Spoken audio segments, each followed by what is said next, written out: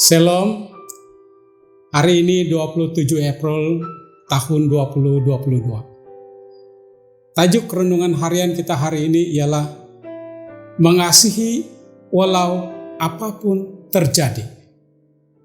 Ayat inti kita diambil dalam Roma pasal 8 ayat 35. Siapa yang akan memisahkan kita daripada kasih Kristus?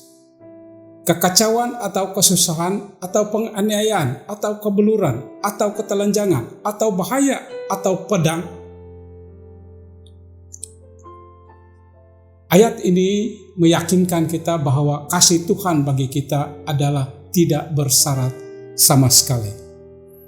Adakah itu menerangkan kasih yang kita miliki untuk pasangan kita? Adakah kita mengasihi mereka sepanjang masa? Bukan saja ketika mereka bertindak dengan penuh kasih terhadap kita. Bagaimana jika sekiranya kita bertindak dengan penuh kasih terhadap mereka, sekalipun ketika tindakan-tindakan mereka adalah tidak begitu baik atau tidak pengasih terhadap kita?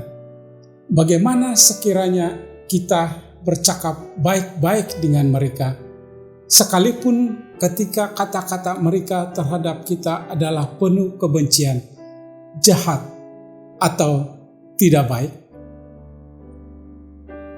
Bagaimana jika sekiranya kita hidup dengan kasih tanpa syarat terhadap anak-anak kita? Saya percaya setiap orang tua akan mengalami kesedihan atau kekecewaan pada suatu waktu tertentu dengan anak-anak mereka. Seperti kita, mereka tidak sempurna. Mereka mungkin melakukan perkara yang bertentangan sepenuhnya dengan apa yang kita telah ajarkan kepada mereka. Mereka mungkin tidak bermaksud untuk menyakiti. Mereka mungkin sekadar menjalankan keinginan mereka untuk berdikari sebagai sebagian daripada proses pertumbuhan.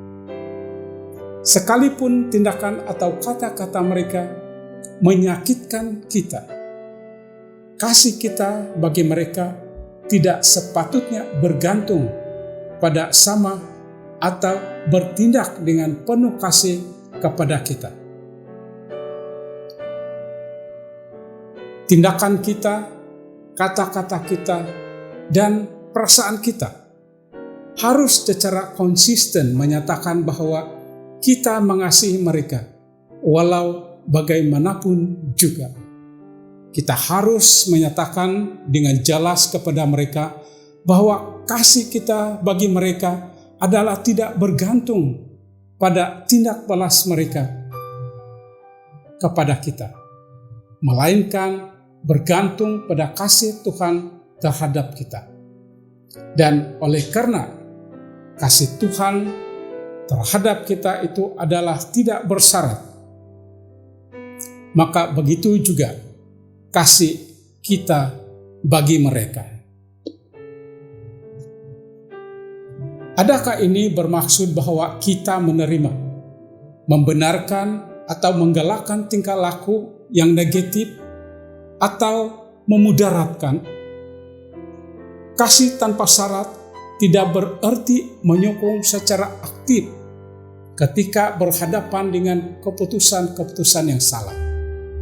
Jika anak saya memilih untuk menggunakan dada, saya tidak akan berkata kepada mereka, "Saya akan menyokongmu dalam apapun yang lakukan." Itu adalah tidak masuk akal dan menunjukkan tiada kasih. Bukan merupakan sokongan yang sebenar. Kasih tanpa syarat berarti mengasihi mereka tanpa mengira apa pilihan mereka. Kasih Tuhan memanggil kita untuk mengasihi mereka, sekalipun ketika mereka kelihatan tidak bertindak balas terhadap kasih kita. Tuhan memanggil kita untuk mengasihi tanpa syarat pasangan dan anak-anak kita.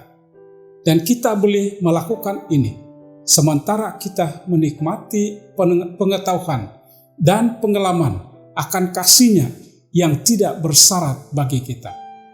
Tahukah kamu akan kasih-Nya bagi kamu hari ini?